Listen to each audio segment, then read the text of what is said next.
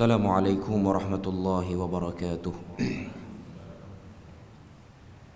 إن الحمد لله نحمده ونستعينه ونستهديه ونستغفره ونعوذ بالله من شرور أنفسنا ومن سيئات أعمالنا. من يهده الله فلا مضل له ومن يضلله فلا هادي له. أشهد أن لا إله إلا الله وحده لا شريك له وأشهد أن محمدا عبده ورسوله. يا أيها الذين آمنوا اتقوا الله وقولوا قولا سديدا يصلح لكم أعمالكم ويغفر لكم ذنوبكم ومن يطع الله ورسوله فقد فاز فوزا عظيما. الحمد لله الذي بنعمته تتم الصالحات. ربنا آتنا من لدنك رحمة وهيئ لنا من أمرنا رشدا. اللهم آت نفسي تقواها وزكيها وأنت خير من زكاها أنت وليها ومولاها. Alhamdulillah, syukur pada Allah Azza wa Jal kerana dengan rahmat dan juga limpah kurnia yang Allah Ta'ala berikan, dapat kita bersama pada pagi ini menyambung perbahasan daripada risalah 40 kisah teguran Rasulullah sallallahu alaihi wasallam buat umat. Dan kita pagi ini kita akan sambung pada kisah yang ke-14 di bawah tajuk berpuasa ketika bermusafir. Hadis yang dibawa ialah hadis yang diriwayatkan daripada Sahih Bukhari daripada sahabat Jabir bin Abdullah radhiyallahu anhu meriwayatkan, kana Rasulullah sallallahu alaihi wasallam fi safarin fara'a zihaman wa rajulan qad dhullila alaihi faqala ma hadha qalu sa'im qala laysa minal birri as-siyamu fi as-safar. Hadis ni bermaksud, kata Jabir bin Abdullah radhiyallahu anhu, dia kata Rasulullah dalam satu perjalanan melihat orang ramai berkumpul dan ada seorang lelaki sedang dipayungi. Maknanya dalam satu permusafiran tu tiba-tiba ada sekumpulan orang tengah berkumpul ramai-ramai, duk payung ataupun naungi satu orang ni. Lalu Rasulullah pun tanya, ma hadha, apa yang sedang berlaku? Qalu sa'im. Jawab Nabi, lelaki ni dia berpuasa. Dia dipayungi ni mungkin sebab dia pitam, mungkin sebab dia dehidrasi, hilang air dalam badan dengan cuaca yang panas. Jadi kita orang berkerumun ni sebab nak payungi dia. Lalu Nabi pun kata, laisa minal birri siyamu fis safar. Nabi kata bukanlah sesuatu yang baik berpuasa ketika sedang bermusafir. Okay. Itu hadis dia, umum saja hadis dia. Okay. Sebelum pada tu saya nak sebut sikit. Okay. Kita tengok kuliah kita yang semalam pun dengan yang pagi ni. Okay. Kita baca hadis, malam kita baca sunnah yang menyebutkan tentang mengulangi salat fardu. Selepas daripada kita salat dah fardu, kita ulang balik sebab nak ambil pahala jamaah. Okay. Dalam hadis yang diriwayatkan daripada Yazid bin Al-Aswad Al-Jarashi tu, yang mana hadis tu cerita tentang bagaimana Nabi salat di Masjid Al-Khaif. Selesai Nabi salat subuh, Nabi tengok ada dua orang duduk belakang. Bila mana Nabi tengok dua orang duduk belakang, Nabi suruh alayya, datangkan kepada aku dua orang tu. Lalu Nabi pun tanya, ma mana'akuma an tusalliya ma'ana, apa yang menghalang kamu untuk kamu tak salat bersama kami? Okay. Saya nak sebut satu poin yang penting. Banyak hadis Nabi ni, bila mana Nabi ni dia nakkan sesuatu penjelasan, Nabi akan tanya. Walaupun part ni dia tak ada kena-mengena dengan tajuk kita ni, cuma saya nak sebutnya, Nabi tidak mengetahui benda gaib sehingga dia diberitahu oleh Tuhan ataupun malaikat. Maknanya Nabi tak tahu kenapa dua orang tu dia tak salat. Nampak gaya tak salat tapi tak tahu. Yang ni Nabi tengok orang berkumpul, Nabi pun tanya, apa jadi? Okay. Ada sebahagian kelompok, sebahagian orang dalam Islam mengangkat Nabi terlalu tinggi sehingga mengatakan Nabi ni mengetahui segala-galanya termasuk benda gaib. Okay. Kalau Nabi mengetahui benda gaib, okay, soalan-soalan seperti ini tidak perlu lagi Nabi ajukan. Tak perlu lagi Nabi tanya. Maknanya Nabi tengok orang berkumpul, Nabi dah tahu dah. Ada tu orang nak pitam sebab puasa. Nabi tak perlu. Nabi direct. Nabi kata laisa minal birri as-siyam fis safar. Bukan daripada kebaikan berpuasa ketika mana musafir. Dan banyak lagi lah contoh hadis-hadis lain. Berlaku satu benda, Nabi akan tanya. Okay. Dan pertanyaan Nabi tu ialah pertanyaan yang menginginkan penjelasan kenapa benda tu berlaku. Menginginkan pengetahuan kenapa benda tu terjadi. Okay. Maknanya kalau Nabi ni dia tahu, bukan nak menafikan Nabi tu boleh tahu benda gaib. Dia boleh tahu dengan apa yang dibenarkan untuk dia tahu. Dan of course Nabi tahu benda gaib lagi banyak daripada selain Nabi tahu benda gaib. Maknanya orang lain selain Nabi, dia lebih sedikit pengetahuan dia benda gaib berbanding Nabi. Maknanya dari segi manusia yang paling luas aksesnya untuk tahu benda gaib ialah Nabi lah berbanding kita-kita semua ni. Mustahil orang lain yang datang selepas Nabi ataupun hidup sezaman dengan Nabi dan dia bukan Nabi, dia lebih tahu benda gaib. Okay. Ini part-part yang kita kena sedar. Sebab itulah golongan-golongan yang mendakwa benda-benda yang pelik-pelik ada pada Nabi ni, maknanya dia letakkan sesuatu yang luar biasa pada Nabi, biasanya dia akan runtuhkan pada isu hadis ni. Sebab tu dia nak beri satu sudut pandang, hadis ni ada problem, periwayatan para sahabat ni ada masalah. Sebab apa? Sebab dia nak hilangkan untuk kita perasan benda-benda ni ada dalam hadis-hadis Nabi. Sebab orang yang baca hadis Nabi selalu, buka kitab-kitab hadis, walaupun dia taklah baca tu dengan pengetahuan sebagai seorang pengkaji hadis. Contoh kita-kita semua ni datang masjid, belilah buku terjemahan hadis apa semua, kita baca, kita amati tanpa kita punya ilmu tentang hadis tu tinggi. Maknanya taklah tahu ulum hadis lebih sangat, taklah tahu masalah dalam sanad tu macam ni tak tahu. Okay.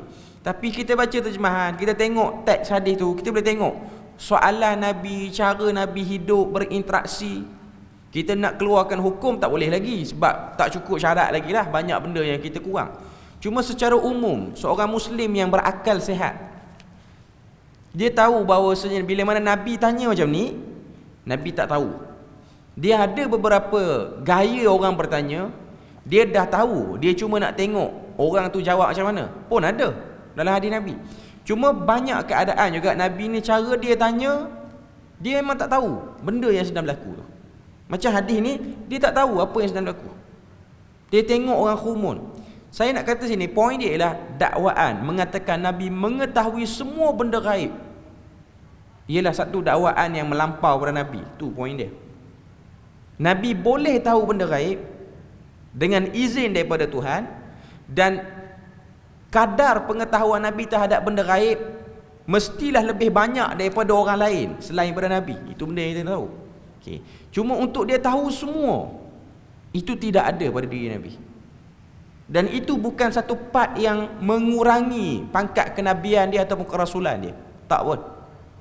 Sebab sebahagian kita ni, dia rasa tak boleh kita fahaman macam tu. Sebab apa? Sebab kita kena letak Nabi ni standard dia tinggi, betul.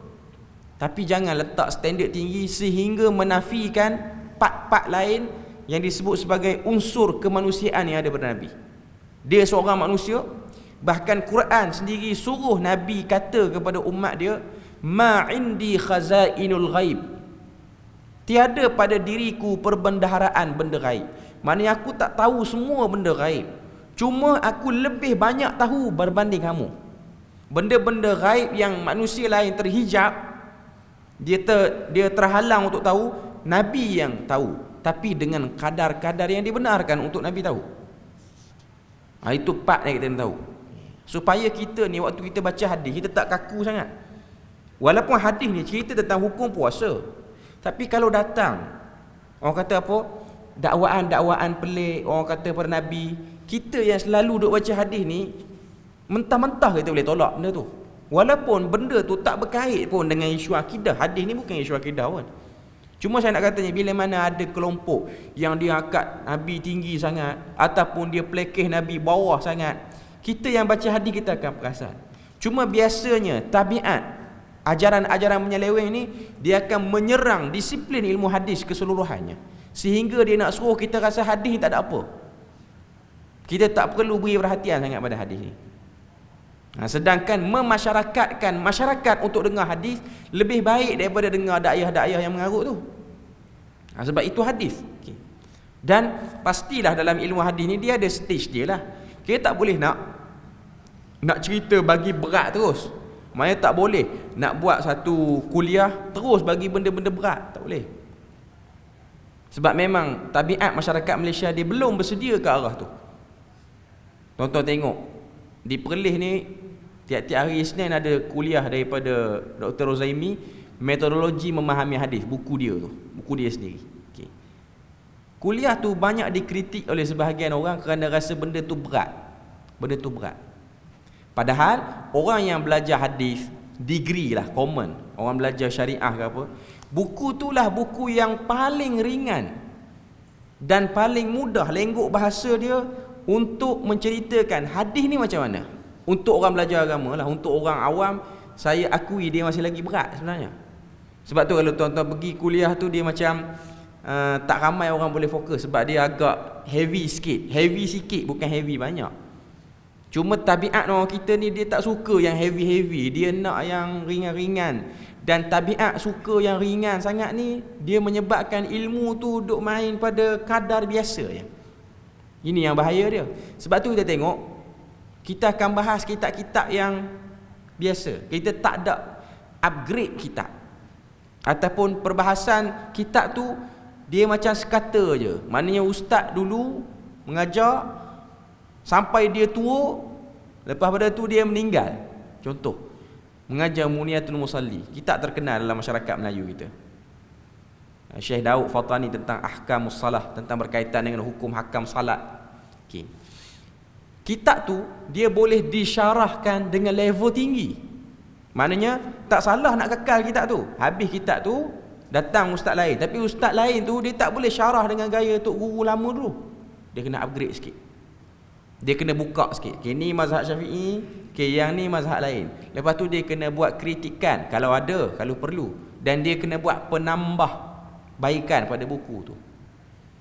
Saya sebut ni ialah benda yang di Malaysia ni dia agak membimbangkan, sebab dia tak berlaku benda tu. Dia lambat. Benda tu macam makin lama makin lambat. Sepatutnya dengan zaman moden ni dia makin up lagi, tapi dia lambat. Kita beza dengan negara-negara orang Islam yang lain, terutamanya negara Arab. Iyalah, negara Arab ni adalah benda yang tak kena dia.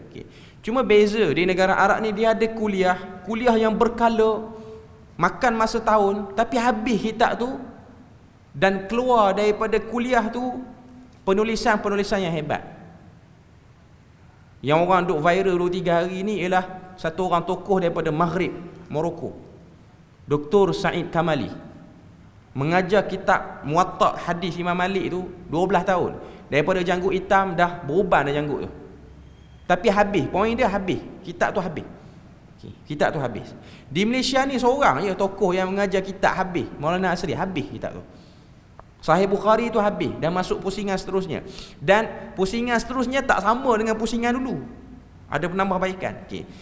Orang yang ikut kuliah dia didokumentasikan, ditulis notanya, dirakam elok dia punya susunan dia.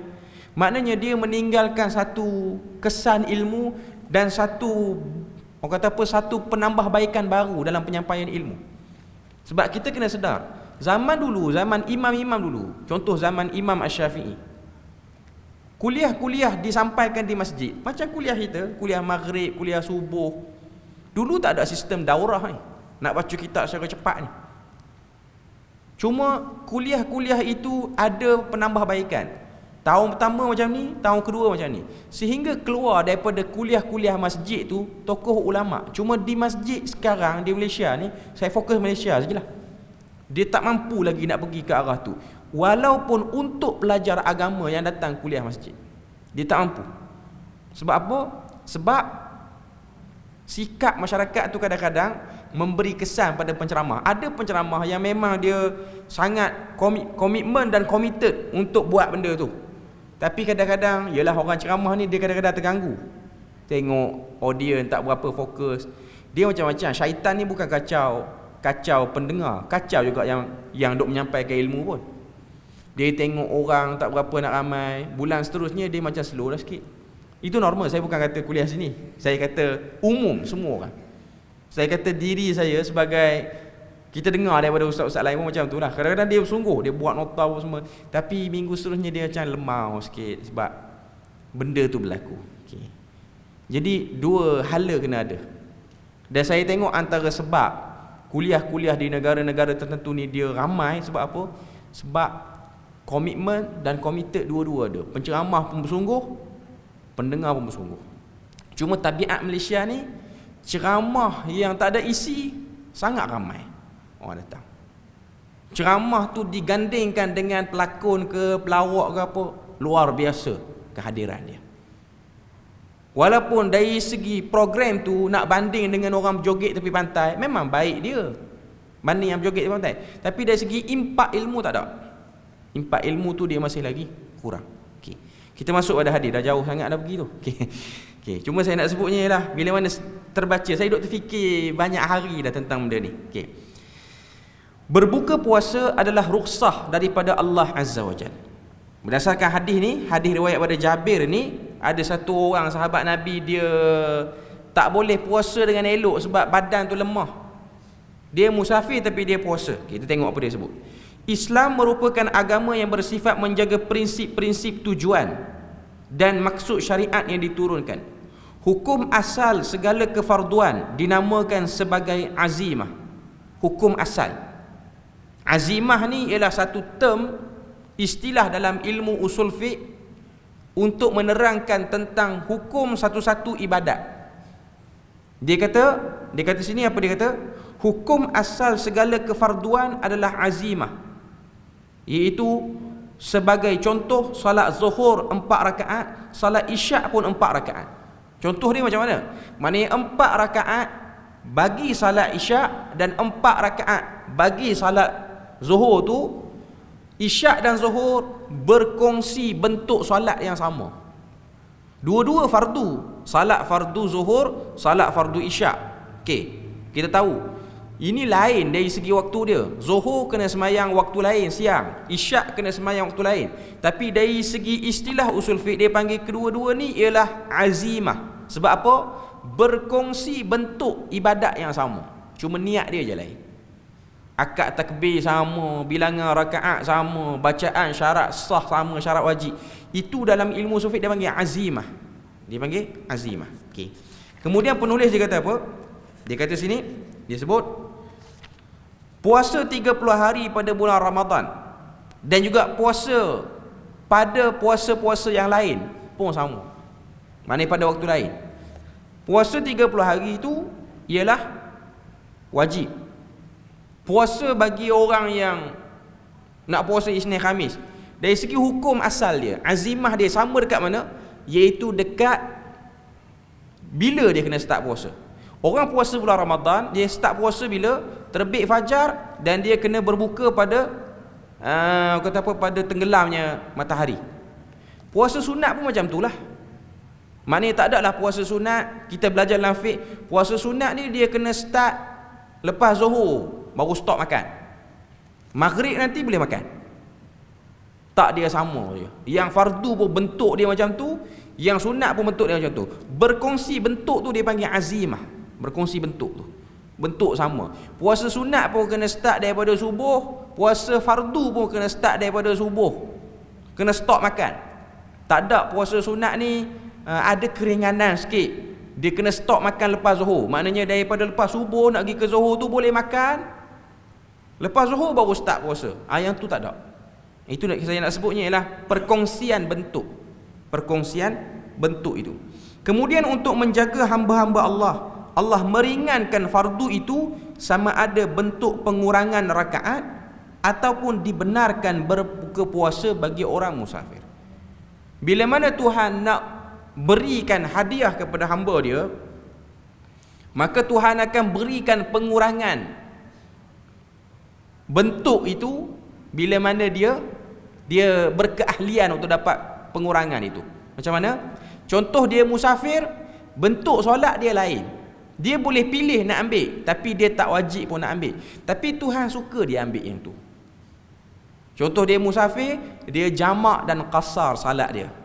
Bentuk salat dia tak sama dah macam bentuk salat orang yang tak musafir. Pengurangan tu berlaku sebab apa? Sebab musafir. Dia dapat yang tu. Jadi azimah dia dah lain dah. Dia tak bawa azimah, dia tak bawa hukum asal dah. Sebab orang yang bermusafir, salat dia boleh jamak, salat dia boleh qasar. Beza dengan orang mukim.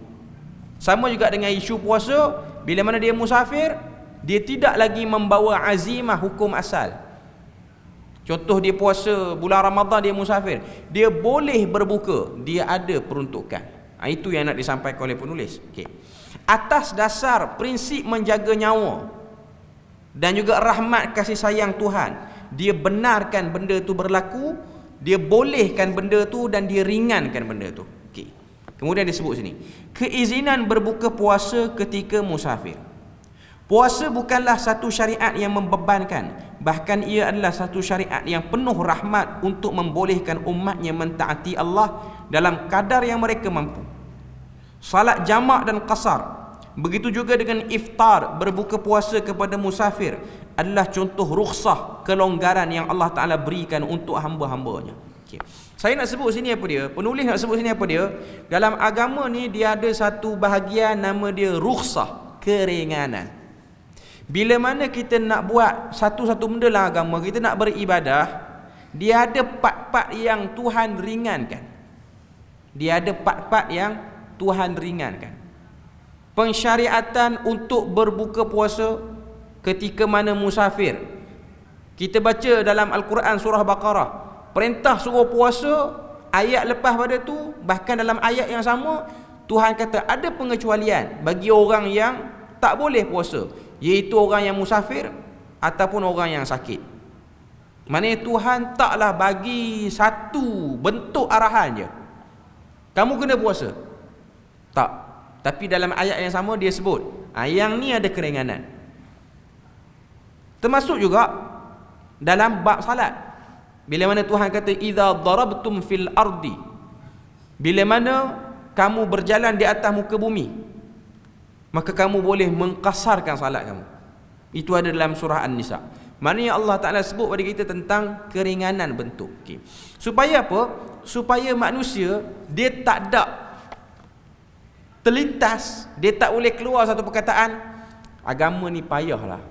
Benda-benda penting kita keluar nak pergi buat urusan penting pun tak boleh lagi kurang kan ibadah tu. Tak boleh lagi ejah ibadah tu jadi mudah sikit. Tak ada. Sebab Tuhan dah beri keringanan tu. Idza darabtum fil ardi an taqsuru minas salah. Kalau tak silap dalam surah An-Nisa. Bila mana kamu berjalan atas muka bumi, kamu boleh mengkasarkan salat kamu. Kamu boleh kasarkan salat kamu. Okay. Jadi nak tunjuk pada kita sini bahawasanya manusia dia tidak akan ada alasan lagi untuk komen, untuk rasa resah dan gelisah bila mana dia nak buat ibadah dan waktu tu dia ada tanggungjawab dia. Dia kena musafir sebab kerja, dia kena musafir sebab nak memenuhi keperluan-keperluan utama dia, ataupun dia sakit.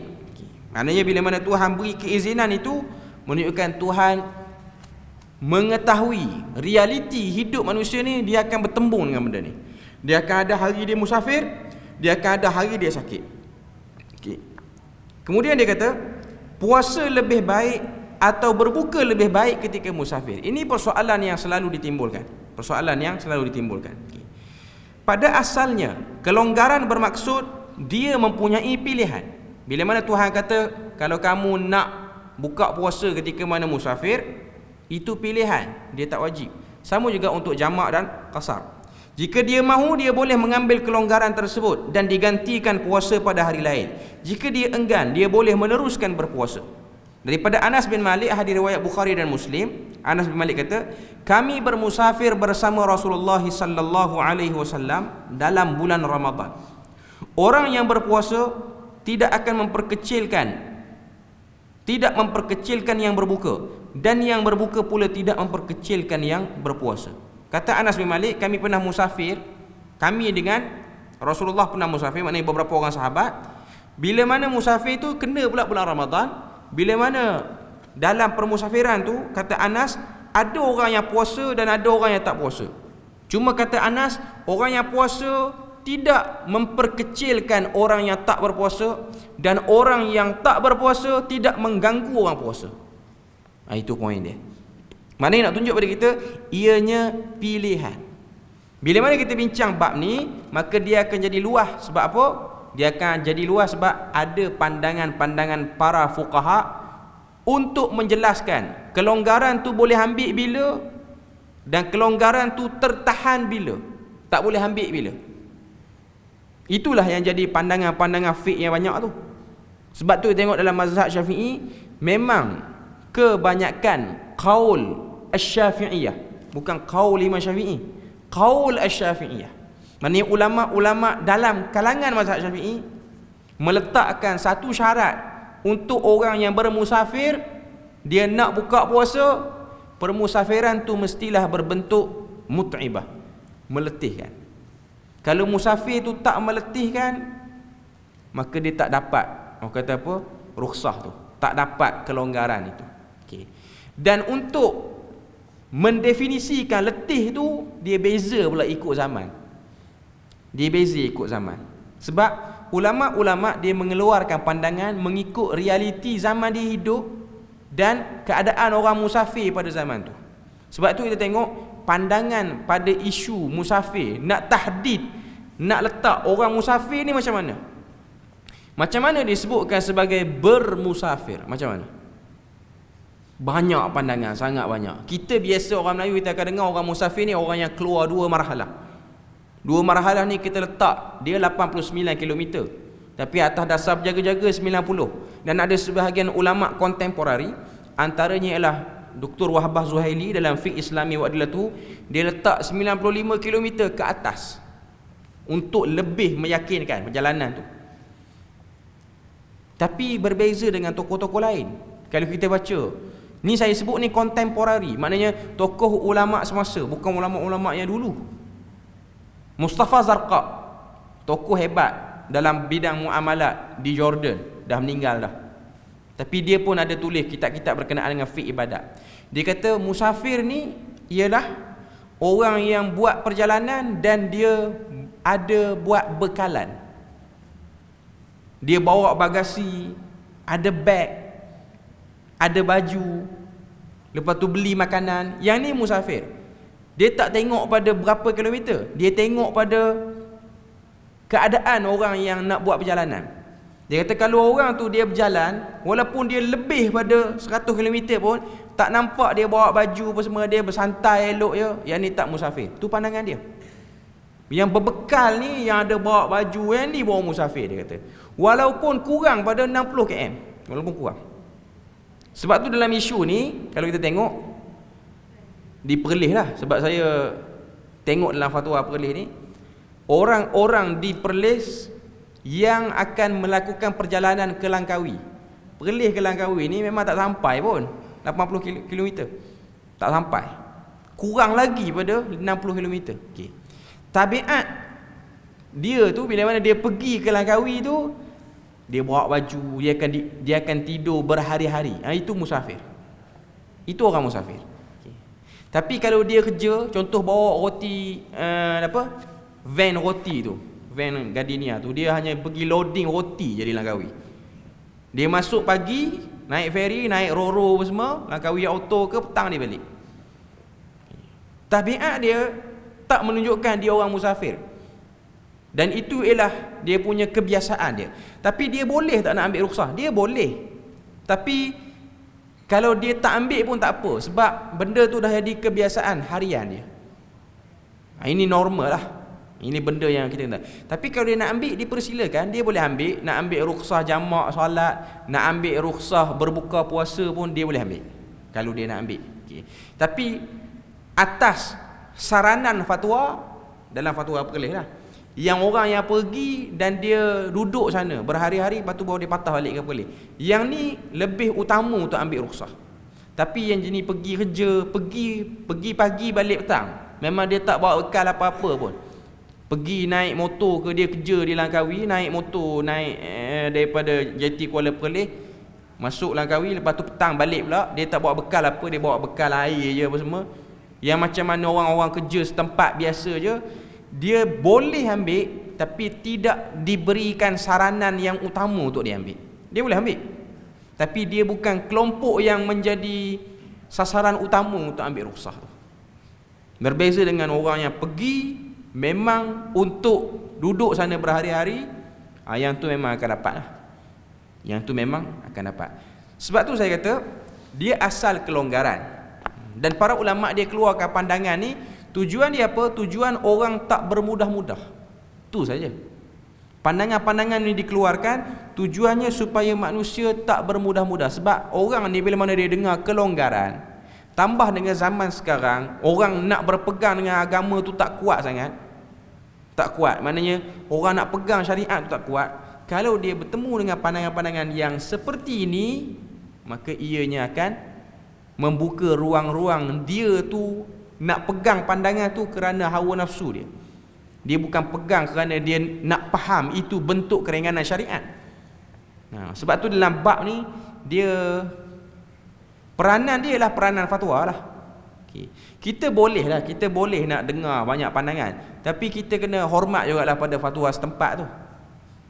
Maknanya kalau fatwa tu dibina dan pembentukan fatwa tu dia okey, maka kita ambil lah fatwa tu. Sebab ada juga fatwa-fatwa yang walaupun fatwa tu keluar pada badan berautoriti, tapi fatwa tu tak kena. Fatwa tu ada something, fatwa dalam akidah ke apa semua. Cuma dia ada satu part lagi lah dalam bab fatwa ni, hatta di negara kita lah, ikut badan autoriti negeri masing-masing. Antara benda yang perlu diberikan penerangan pada masyarakat awam ni bukan hanya fatwa, tapi macam mana fatwa tu terbentuk. Yang ni jarang orang buat perkongsian. Di Perlis ni adalah usaha dia nak buat satu part, nama dia sabab wurud fatwa. Macam mana fatwa tu terkeluar? Sebab fatwa ni dia mengambil kira realiti dalam masyarakat tu. Sebab tu fatwa di Malaysia dia sesuai tempat kita, dia tak sesuai di tempat lain. Fatwa tempat lain sesuai di tempat tu, tak sesuai di tempat kita. Ini juga antara benda yang dia kena tahu. Yang ni lah yang saya sebut di awal-awal tadi. Kalaulah kuliah-kuliah di masjid, dia hanya sekata kita nak terang bab ni, dia ambil masa lah untuk masyarakat tu nak faham. Bila mana dia rasa benda tu berat, heavy, dia mula rasa tak semangat. Sebab dia dengar tak faham, dan akhirnya dia tak rasa benda tu ada benefit atau manfaat dia duduk situ. Sebabnya apa? Sebab tabiat kuliah bersantai lebih banyak daripada kuliah-kuliah yang bersifat kata apa, benda-benda yang ada unsur-unsur ilmu. Itu keburukan kuliah bersantai ni banyak sangat. Itu keburukan dia. Dan benda ni memang sedang berlaku dan giat berlaku. Tambah dengan media sosial yang moden. Sekarang kita nak tahu hakikatnya di Malaysia, medium yang paling ramai orang duduk dalam media sosial ni, dia ada banyak. Dia ada FB, ada Twitter, ada TikTok, ada Instagram, ada macam-macam. Okay.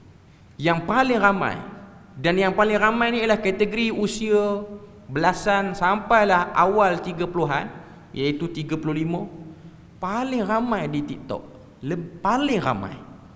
Sampai ustaz-ustaz pun dapat bash sebab dia punya akaun TikTok tu ramai orang follow.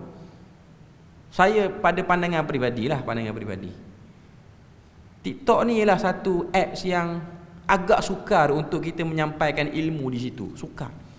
Payah sikit. Sebab dia bentuk video.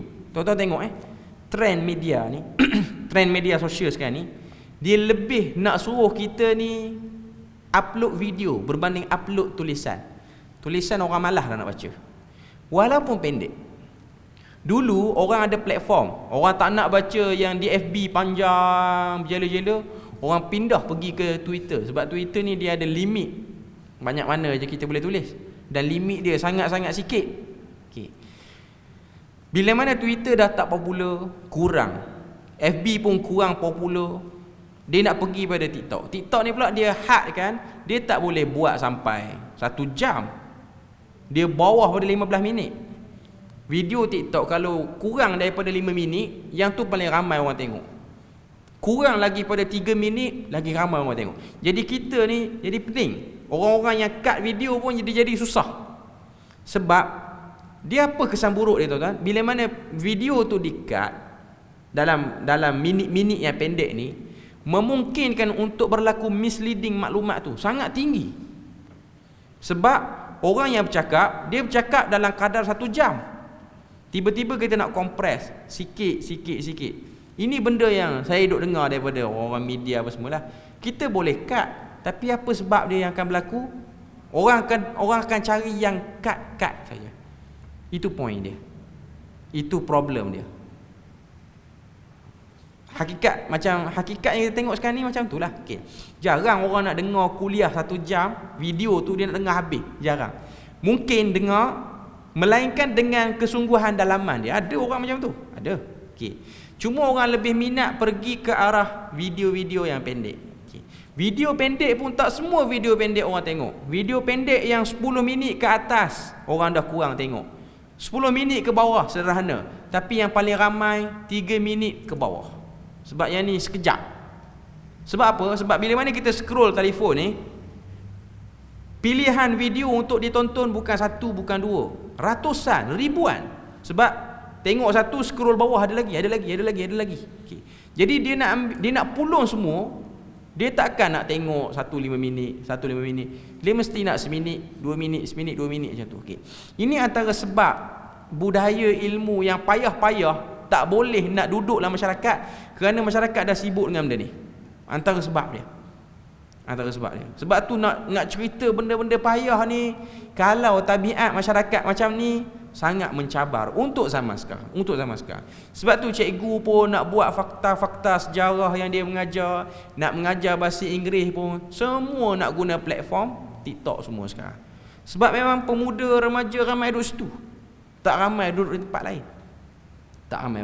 Tuan-tuan fikirlah alternatif apa pun. Dia agak sukar untuk zaman fitnah sekarang. Saya nak sebut sini ialah kita nak bincang bab-bab yang payah-payah ni, dia makin lama makin sempit, makin lama makin susah. Tambah pula video-video ustaz yang di-cut tu hanya tajuk-tajuk lawak bodoh saja yang diambil. Mana ustaz tu cerita lawak, cerita orang tak ketahuan hala, benda tu dimasyhurkan, dipopularkan, tak ada ilmu apa pun. Tapi ianya disampaikan di tempat paling mulia, di dalam masjid, disampaikan oleh orang yang pakai pakaian yang orang suka muliakan, iaitu pakaian ustaz, pakaian ahli agama. Tapi konten dia lah konten yang tak ada manfaat pun. Cerita tu pula entah rekaan yang dia buat waktu perjalanan daripada rumah dia nak pergi masjid tu. Ini realiti yang berlaku. Bila mana nak cerita benda berat, tak ada. Sukar. Benda tu payah. Nak buat kuliah-kuliah yang bersifat heavy ni lagi sukar lah. Okay. Jadi sini dia kata, puasa lebih baik atau berbuka lebih baik ketika musafir. Dia kata, Hamzah bin Amr al-Aslami pernah bertanya kepada Nabi, wahai Rasulullah, aku dapati aku mempunyai kemampuan untuk berpuasa ketika musafir. Adakah itu satu kesalahan bagiku? Jawab Nabi dalam hadis riwayat Muslim, Nabi kata, ianya ialah rukhsah, kelonggaran daripada Allah. Sesiapa mengambilnya, maka ia baik. Dan siapa yang suka berpuasa, maka tiada salah baginya. Daripada jawapan Nabi ni, bila mana Hamzah bin Amr al-Aslami, dia kata, aku kuat nak puasa. Dan tabiat orang bermusafir ketika puasa di zaman Nabi lebih meletihkan berbanding sekarang. Sebab perjalanan naik kenderaan bukan kenderaan tertutup macam kita ni, macam kereta ke kapal terbang ke apa, bukan. Kenderaannya ialah naik haiwan tunggangan yang memang orang tu akan direct kena cahaya matahari, ataupun kalau kena kehujanan ribut apa semua direct kena pada dia, lebih meletihkan badan. Kata Hamzah, aku kuat. Tapi Nabi jawab apa? Ianya rukhsah, Tuhan dah bagi, kalau kamu ambil ianya baik, tapi kalau kamu nak puasa tak ada salah. Okay. Daripada jawapan ini, Imam Nawawi dia buat syarah, sebab memang Imam Nawawi dia syarahkan hadis Sahih Muslim pun, iaitu dalam kitab dia Al-Minhaj. Dia kata daripada bunyi jawapan Nabi tu, Nabi lagi suka orang ambil rukhsah. Nabi lagi suka orang ambil rukhsah. Nabi lagi suka orang ambil rukhsah. Sebab apa? Sebab Nabi bimbang orang yang beribadah waktu sedang dia musafir, orang yang berpuasa waktu sedang dia musafir, kualiti puasa dia tu terganggu sebab dia letih. Walaupun dia kata dia tak letih, tapi sekali-sekala dia akan rasa mengah dia tu waktu dia puasa. Dia akan rasa semacam. Dan waktu dia musafir, tiba-tiba dia kena beradab dengan kelakuan orang yang macam-macam, takut mulut dia termaki orang tu, dia ganggu puasa tu. Walaupun sah puasa tu. Puasa tu sah. Sebab tu kita musafir kan. Tuan-tuan, saya kata musafir bawa kereta bulan Ramadan, tak payah bagi contoh lain lah. Tuan-tuan duduk Penang, tuan-tuan tahu heavy traffic di Penang ni. Puasa, tak musafir pun, tak musafir, puasa. Okey. Terutama orang kerja pejabat. Okey. Dia kena tempuh waktu-waktu yang utama tu, iaitu waktu-waktu jam teruk. Okey. Saya bagi contoh. Tuan-tuan puasa, tuan-tuan tak musafir daripada rumah. Saya pun tak tahu sangat kawasan di Penang ni. Cuma yang saya tahu memang trafik di Penang tak sama dengan trafik Perlis. Trafik Penang terlalu berat, terlalu tough. Trafik di Perlis santai-santai. Sebab tu kes kemalangan di Perlis kebanyakannya berlaku kerana trafik yang slow, bukan trafik yang laju. Itu kes Perlis. Saya ramai jumpa orang Perlis, dia tanya, "Ustaz okey drive?" Saya okey sebab saya bukan datang daripada kawasan utara, kita dah banyak negeri kita pergi. Okey. Dia kata saya tak boleh bawa kereta di Penang. Kebanyakan orang Perlis dia kata macam tu sebab tabiat dia bawa kereta tu memang santai. Memang banyak kes berlaku sebab bawa kereta lambat pun sana. Dia memang macam tu. Saya ceramah di JPJ pun itulah apa yang dimaklumkan oleh JPJ. Di Perlis ni dia unik sikit. Sebab apa? Sebab kebanyakan kemalangan berlaku ialah orang yang memandu terlalu lambat, lebih slow daripada had yang dibenarkan. Slow sangat. Jalan tak lebar, bawa perlahan, kena makilah belakang. Yang belakang tu pula muda, yang depan tu taklah tua sangat, tapi dia dah jadi orang kata apa, culture bawa. Jadi baru-baru pindah dia akan rasalah benda tu. Okey, dah lama-lama dia boleh adapt lah dengan benda tu. Okey. Cuma saya nak katanya, duduk di Penang, kita puasa, kita tak musafir, kita memang orang Penang. Okey. Kita hadap jam. Orang celah kiri kanan, ada orang depan lambat sangat, ada orang belakang cucuk-cucuk nak laju. Kita puasa tak musafir tu kadang-kadang rasa nak termaki juga. Dengan sebab tak tahan dengan trafik tu. Apatah lagi kalau orang tu musafir. Tu kita tak musafir. Okay, tak musafir. Dia mengganggu kualiti puasa. Sebab tu kata Imam Nawawi, kalau dia ambil rukhsah lagi baik. Sebab dengan boleh makan dan minum mengurangkanlah sikit mulut tu nak termaki, nak terkata orang. Itu pandangan lah, taklah kata wajib, Okey. Para ulama berselisih pandangan dan pendapat berkenaan perkara ini.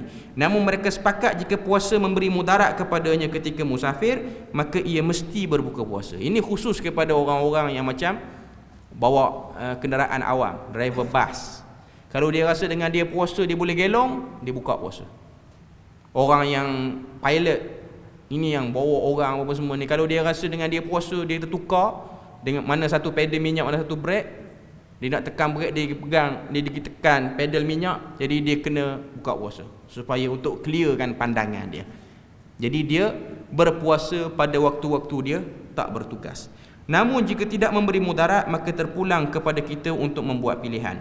Imam Asy-Syafi'i menyatakan jika dia boleh berpuasa dan tidak mudarat baginya, maka teruskanlah berpuasa adalah lebih baik. Okay. Jadi itulah sedikit sebanyak kita punya perkongsian pada pagi ini. Moga Allah Ta'ala beri pada kita rahmat dan berkat. InsyaAllah kita akan sambung pada kali yang akan datang pada kisah seterusnya. Jadi kita berpada sini je untuk pagi ini. Subhanakallahumma wa bihamdik, asyhadu an la ilaha illa anta wa astaghfiruka wa atubu ilaik. Wassalamualaikum warahmatullahi wabarakatuh.